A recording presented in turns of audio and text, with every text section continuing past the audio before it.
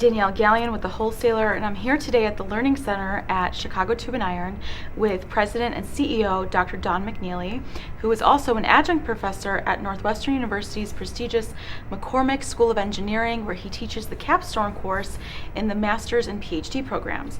Dr. McNeeley also writes a quarterly column for the Wholesaler. Dr. McNeeley, you seem to have a special rapport and passion with the next generation. I suspect this comes from your avocation as professor and from your very successful HPE program at the company. First, explain your role at Northwestern, and then please explain to us your role with HPE at CTI. So first, let me be polite and welcome you back to Chicago Tube and Iron. I always enjoy interfacing with you and changing and sharing generational perspectives. Maybe it was presumptuous to say changing them, but at least sharing perspectives. First of all, we're not in a studio. You're in a live, living, breathing organization. So let me first apologize for the noise in the background. That's steel being slung out there, and that's money. That's the sound of money. That's the sound of commerce. It's the sound of job creation. I really enjoy my role at Northwestern University. I've been involved as an adjunct faculty for over 30 years at a variety of different institutions. I've been at Northwestern for 14 years now. So the concept there is twofold. One, at Chicago Tube and Iron, a company that's been 103 years of success, has posted 103 years of success, combined with our merger with Olympic, with 60 years of continuous success. 34 plant locations, 2,000 employees, 5,000 dependents. It really is a success story. In our company, in our own talent development, we can prepare that next generation or generations to run this enterprise for the next 100 or 200 years. But the country needs more Olympic steels. They need more Chicago Tube and Irons. And in the classroom, maybe I can prepare 20 or 30 companies at a time. So it's really a mission to bring a nice manufacturing, industrial-based foundation to the skill set of this next generation, because we need more jobs like this. When I went to Northwestern, I transitioned there from DePaul University, where I taught in the MBA program, but I started out in the business school, and I became a little bit disenfranchised in that next wave of MBAs had no interest in manufacturing, had no interest in industrial pursuits. They want to be investment bankers and lawyers and go into politics. So what I did just 36 short months into that journey is bop over to the engineering school, where you're finding a passion for manufacturing. And my students are of the best and brightest world over. It's a very international environment. Wayne Gretzky, great hockey great, said, "Don't skate to where the puck is, skate to where it's going to be." It's becoming a global environment. So by immersing myself in that international program, it really is skating to where the puck is. So the typical student is in that 28 to 30 age range. They've got an undergrad from prestigious universities all over the world, and we're very selective at Northwestern. Our acceptance rate is 10.5%. So 89.5% of the applicants, 89.5 out of 100, don't get in. So we are really in an enviable position of teaching the world's best. What is the current situation with talent as it applies to the PVF industry? I've heard you speak on the subject a few times, and I'm wondering if you can give myself and our audience more insights. So there's a talent shortage. We need more skilled jobs, and if you lay the foundation for it, we are a developed country. Doesn't it stand to reason that significant steel and pipe, valve, and fittings would be consumed more in a developing nation that is creating its infrastructure? Now, we continue to expand our infrastructure here in the United States. We'll continue to use pipe, valve, and fittings, but at a certain point in the evolution of a country, in our case 240 years, you start to evolve from developing to developed, and with it you kind of evolve from a manufacturing base to a service economy. The problem with that, and we are now recognizing this, is nothing against Walmart, but you cannot replace $50,000, $60,000, $70,000 a year industrial jobs with $20,000, $25,000 a year greeters at Walmart and expect to sustain the economy. The economy is $17 trillion, as you and I have spoken in the past. 66% of that is consumer spending. Consumers can't spend if they don't have money. They can't have money if they don't have a well-paying job.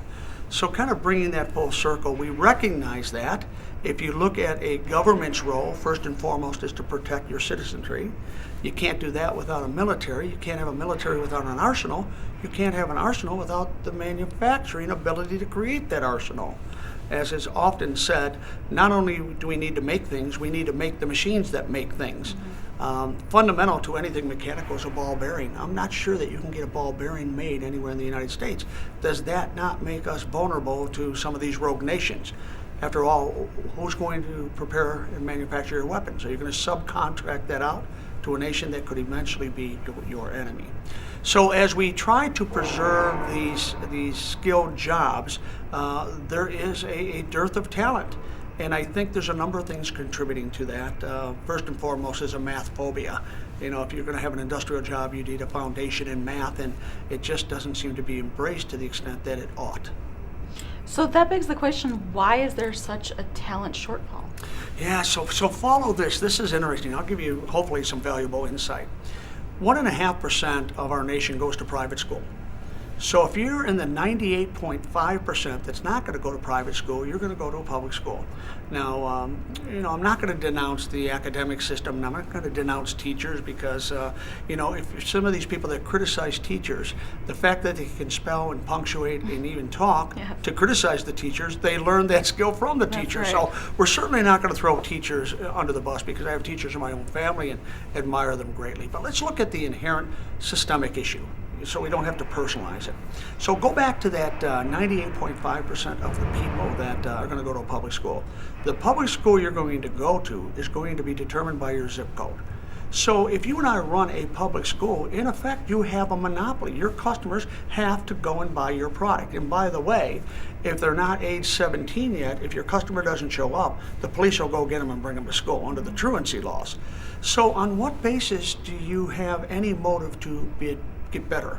So at Chicago Tube and Iron, or any of the companies of your listeners, if the market wants blue widgets and we insist on producing yellow widgets, we're going to pay a price for that. And that price is going to be bankruptcy. You're going to go out of business. So you have to respond to what the market needs. Right now, those of us trying to preserve these wonderful high-paying jobs, we need math skills. We need critical thinking skills. The last thing we need is yet another massage therapist. We have plenty of communication majors, plenty of liberal arts majors. Those are worthy causes, but what we in industry need is math aptitude.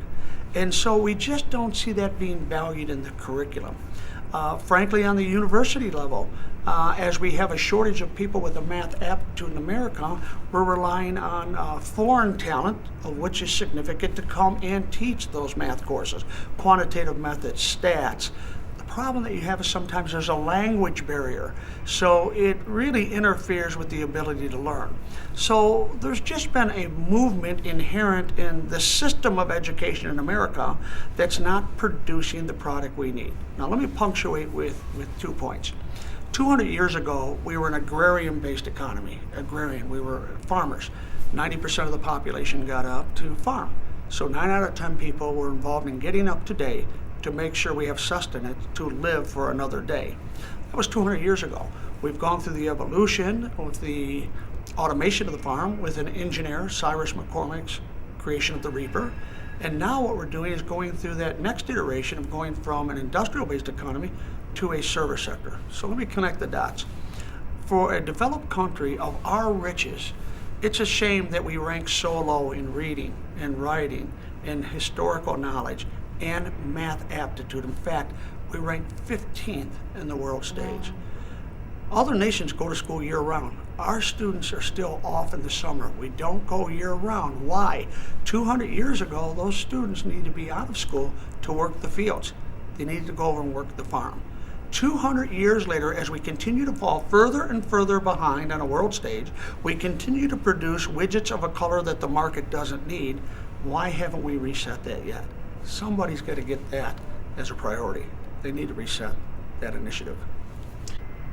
I've heard others in the industry speak about Chicago Tube and Iron's success and talent development, and here we are in this learning center, as I mentioned. What is your recipe for developing talent? It's interesting because for many years we bragged about having the longest average tenure in our industry. And I think if you take and aggregate all of our seniority, divide it by the number of employees, it was 12.8 years. So 1 out of every 2 employees statistically would be with you greater than 12 years. Now, you really can't do that if you were in a classroom. I'd be chastising both of us, but because you've got to look at the mean and the median. But we have a situation where people come here by chance and stay by choice. And I think you need to keep a intellectually charged environment. You know, as the story goes, Thomas Jefferson founded the University of Virginia, and it is suggested that for the first 40 or 50 years of its operation, they didn't confer degrees. And they didn't confer degrees because Jefferson felt strongly that the conferral of degree represented the manifestation or the end of education, and he felt strongly that education was a lifetime endeavor. So if we connect the dots of my earlier answer, so the frustration of employers is, one, we are funding the school effort with significant tax dollars. They're producing a product that we find unprepared. They're producing a product with a skill set of which we have no need. So now what we need to do is either sit and complain about it over and over again, or do something about it. As I say, it's not what happens to you, it's how you respond to what happens to you. So we just need to supplement and close that gap by doing our own training. So one would argue over a beer that we're double paying, because we're paying taxes and then we're funding the education. So we've kind of tapped out and we fund the education. So when your president, your CEO is a university professor, you can rest assured that education is going to be important. So first and foremost, we're in a learning center here. We have these in each one of our locations, and we have class every month. So at least once a month, we'll do an evening program, 5 to 7. We'll buy the pizzas, and we'll have a guest speaker. And a guest speaker will come in from a manufacturer and talk about technical aspects of a product, because we need to be prepared. We may have a customer come in and talk about expectations and needs of their supplier. We may have somebody come in and talk about Six Sigma or TQM or statistical process control or the methodology for ISO 9000 certification. We also will have a business book, maybe on management or sales. We'll assign it as a required reading, and then we'll have one of our young professionals lead a discussion chapter by chapter each month. Now, that's all well and good, but there's a midterm examination and there's a final exam. And I've got to tell you, I wish I could tell you that they love that. They don't, but it's too bad. You know, they've got a professor on the second floor. But let me explain that for a moment. What they score on that test does not determine whether they stay employed or not, and it doesn't determine how much money they make or what position they get. That test is important because it shows us what our training needs are for setting the curriculum for the next year. So first and foremost, we start to develop that training with people that have a thirst for knowledge. And if they're open to that knowledge and willing to invest the effort, we'll certainly do that. And we supplement that with other initiatives as well. Why are others not doing this? I think others are. In addition to that learning, let me kind of back into that answer. We have tuition reimbursement. If somebody wants to invest that money to go on and finish their undergrad or an associate's or technical training or an MBA or a law degree, we have 100% tuition reimbursement. We'll pay for your books, your paper, your pencil, your parking. We don't look at it so much as a perk, but we look at it as an investment upon which we're going to receive a return. If you look at those two aspects alone, it has a significant expense attached to it. Now, I think tuition reimbursement is a great benefit to offer because not that many people take advantage of it. Now, in our company, it might be higher than the average. We probably have 40 people in school at any one time. But when you offer that benefit to everybody, and then you see who takes advantage of it, or more importantly, who doesn't, does that not signal to executive management who's interested in getting ahead? So to your question about why aren't more people doing it or why aren't other people doing it, I think other people are doing it. I don't think many more are. And I think the impediment is it's either somebody that doesn't embrace education. It might be an environment where they don't want to absorb the expense because at the end of the day, their motto is to sell that product on price and price alone. Mm-hmm. So any money invested in education is money that they can't discount their product. and I'd suggest to you that that's a flawed market, but who am I to judge others? But I think the expense is an impediment, or the very difficult question of where do you start? Where's ground zero? If you wanted to invest this money, where do you start? If you bring somebody in from the next generation, that's cool, but they're alone. So you're going to put that millennial in an environment where his or her coworkers are people their mother or father's age, or worse yet, their grandmother or grandfather's age. So you have to make a commitment to bring them in a cohort group. So you've got to bring a dozen or so in, and frankly, typically that means you've got to overstaff. But overstaffing with that young generation that's so talented and so motivated coming in, really, it might be overstaffed, but you might want to look at that as an investment in your future. Some people have a problem processing that in a mindset. So let me assure you, we're not the only ones doing it. Others are, but not everybody is. I think it's a target-rich opportunity for people to embrace it. Okay. And finally, are there any best practices in the PVF industry that you can share with our viewers? Well, the one I'm most familiar with is ours, and we used to have a program here called the Young Guns, and we merged with Olympic Steel, and we're a public company, and the HR people have a problem with me saying young because apparently it's relevant, and I can't describe myself as young anymore, and gun clearly has a negative connotation. So we kind of borrowed from them with a very robust program called the HPEs, High Potential Employees. Now, in the old days, when we would identify talent that we wanted to invest in, it was kind of a secret. Because if I identify you as talent and kind of anoint you, what signal does that send to the people we don't anoint? And so through this collaborative effort of Chicago Tube and Iron and Olympic Steel, we came to the conclusion that we want to identify this next talent and invest heavily. So for somebody to enter the HPE, High Potential Employee realm, it's got to be voted on at the VP level, and when a nomination comes up from a general manager, it goes to a vote, and the vote must be unanimous. You can't have one black marble. It must be unanimous. And once they come in, there are special programs and training opportunities for them. They're going to go to conferences and conventions at a younger age than they normally would. They're going to be assigned a expert mentor, somebody that has real expert power in the organization and knowledge, and they're going to be assigned an executive mentor. So at an executive level, part of their compensation is they have to have a touch point with an HPE every couple of months, be it a golf outing or a baseball game or a lunch or a dinner. So we really start to embed them in the journey of our organization's success. What is the process like for the mentors? Do they come on to CTI with the desire to become a mentor, or is that something that they work through in their own process? Well, I'd like to take credit for having planted that question with you. I clearly didn't, but that's a very insightful question. So now what happens when you bring this next generation of millennials in? One of the attractions to our industry is how mature the industry is. How about how old everybody in the industry is? And the metric there, Danielle, is 50% of our industry will be eligible to retire in the next 60 months. So in the next 5 years, just a half decade, 1 out of every 2 people in our industry will be eligible for retirement. Now, I'm going to emphasize eligible because whether or not they retire is going to be a function on what the value of their 401k is. So if you look around at this shortage of 45 to 55-year-olds, if you attract young talent into our industry, you look at your own industry of journalism and look at the options you have, yet you pursued the industrial sector. You pursued the trade press. It's really an interesting environment in that you're going to have less people in your way to ascend the hierarchy quicker than the generation that came before you. So the dilemma now is, what about those people that made our corporation, those people that are critical to the success or failure of a new person?